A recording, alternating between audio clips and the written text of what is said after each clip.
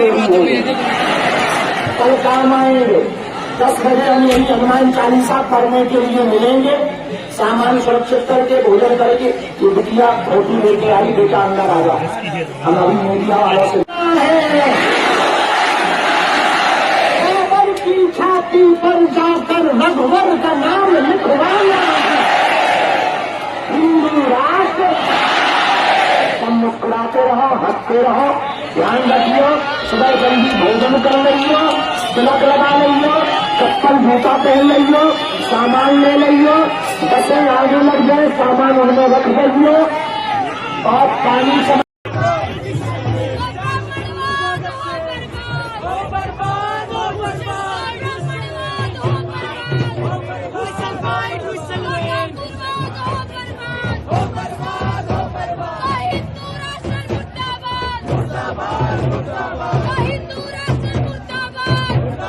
This country will not be Hindi Rashtra or Hindu Rashtra. No.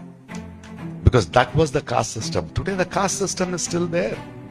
We can't deny it. It is etched because of thousands and thousands of years of conditioning in this country. That is why Hatras happens. That is why Islamophobia happens. Ambedkar's constitutions gives right not only to Hindus, to Christians, to Parsis, to people like me who don't believe in God also. Isn't it? That is the beauty of Ambedkar. When you read the constitution, you should read the pain. This chair need to tell people, educate people that how we were barbaric in this country. Today's RSS wants to bring that barbaric Manusmriti back through BJP. But we have to say no. Enough of thousands of years of your caste system, your untouchability, your injustice. Because our Ambedkar has given a verdict, and that is the Constitution. On this day, we need to take an oath to say this country will not be Hindi Rashtra or Hindu Rashtra. No.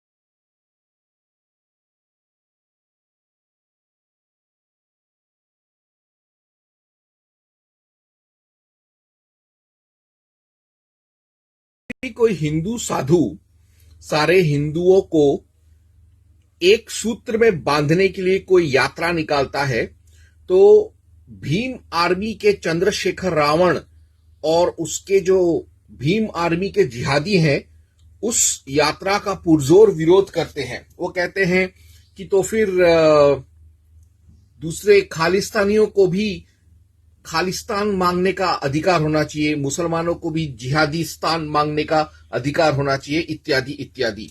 तो सर्वप्रथम मैं एक चीज बता दूं कि जो दूसरे जो विधर्मी लोग हैं वो लोगों का मंशा क्या है। वो जो अलग अलग जो इस तरीके के यात्रा निकालते हैं उनका क्या मंशा है। वो ये कह रहे हैं कि जो खालिस्तान, कोई खालिस्तान मांग रहा है, कोई रैली कर रहा है अलग कश्मीरिस्तान के लिए, कोई रैली कर रहा है अलग मराठीस्तान के लिए, कुछ लोग रैली कर रहे हैं जिहादी अलग मुगलिस्तान के लिए, नॉर्थ ईस्ट में कुकी लोग रैली कर रहे हैं कुकी लैंड के बनाने के लिए। भारत के ईसाई चाहते हैं कि भारत में ख्रिस्टू लैंड बन जाए, यानी ईसाइयों का अलग देश। वैसे ही जो दलित हैं, अंबेडकरवादी हैं, कुछ लोग अलग दलितिस्तान बनाना चाहते हैं, नागा प्रदेश के नागालिम बनाना चाहते हैं। जैसे इस आदमी ने खुद कहा, कुछ लोग गुर्जरिस्तान बनाना चाहते हैं भारत में को काट के, कुछ लोग जो वामपंथी हैं वो लोग अलग देश बनाना चाहते हैं, माओलैंड। वैसे ही कुछ और हैं दक्षिण भारत में पेरियारवादी डीएमके के लोग द्रविडिस्तान बनाना चाहते हैं, अलग द्रविड़ों का देश। कुछ लोगों ने राजस्थान में जहर घोल दिया, वो राजपूतिस्तान बनाना चाहते हैं। और इन सबसे एकदम निराला जो है वो कुछ लोग जाटिस्तान बनाना चाहते हैं, जैसे अभी इस आदमी ने कहा। वैसे ही पाकिस्तान को बृहद पाकिस्तान बनाना चाहते हैं कुछ जिहादी, जैसे ओवैसी वगैरह, जो ये चाहते हैं कि पाकिस्तान में मिल जाए हिंदुस्तान। लेकिन जो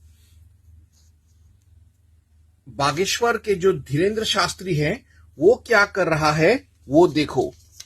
वो सारे हिंदुओं को एक कर रहा है, वो उसके साथ साथ सारे सिखों को एक कर रहा है। वो जो रैली कर रहा है उसमें सारे हिंदुओं को मिला रहा है, सिखों को मिला रहा है, फिर वो सारे पारसियों को मिला रहा है, उसके बाद वो सारे जैनों को मिला रहा है, वो सारे बौद्धों को भी मिला रहा है।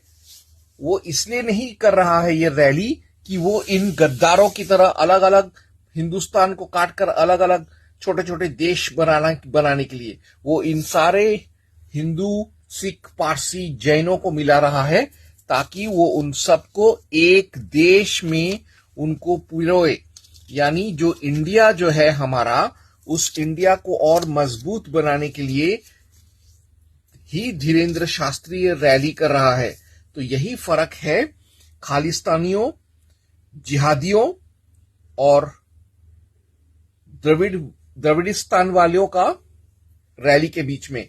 जो जिहादी वगैरह हैं वो लोग देश को बांटने के लिए, देश को ऐसे बांटने के लिए रैली कर रहे हैं, और धीरेन्द्र शास्त्री देश को एक सूत्र में बांधने के लिए रैली कर रहा है ताकि सारे हिंदू, बौद्ध, जैन, सिख, पारसी एक होकर भारत एक सशक्त राष्ट्र बने।